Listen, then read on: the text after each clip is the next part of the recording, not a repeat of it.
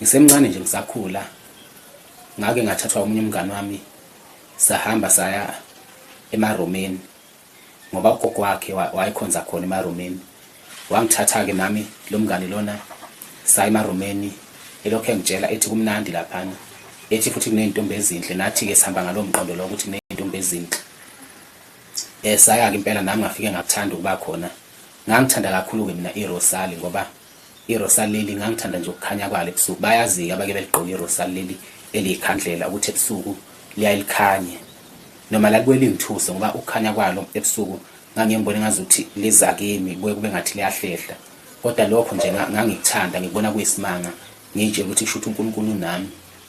Kodwa khona enye into eyenzeka eyaye ingimangaze kakhulu, ngize ngiyibuza ukuthi ngabe uNkulunkulu ngizondani ngoba ngaso sonke isikhathi ngangeke ngilifice seliphukile, liphuke phakathi nendawo.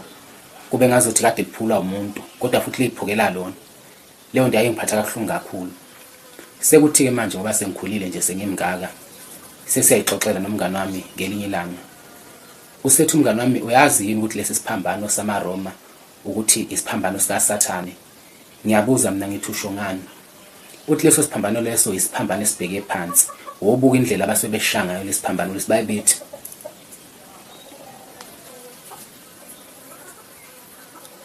uthi leso siphambano isiphambano sikaSathane, isiphambano esibheke phansi. Ngenxa yokuthi abantu abaningi abazi, babetshela ukuthi isiphambano senkosi uJesu Kristu. Bavamisile ukusenza kodwa ngeke ngisibone uma celebrate nje osaziwayo laba abadumile beshala laba abaphesheya. Ngangazi ukuthi ngempela isiphambano seSatanism, isiphambano esibheke phansi. Kodwa-ke sengize ngayibonela njengalesi sithombe nje ngizosifeza njengamanje.